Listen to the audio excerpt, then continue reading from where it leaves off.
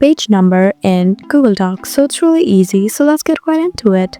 Just go ahead and open your browser first. Once you're in the browser, you just need to go to docs.google.com. And now you're in Google Docs. You can just choose a new file or you can choose an old document. And after you're here, you just need to look at the option Insert, which is right here. Just go ahead and tap here.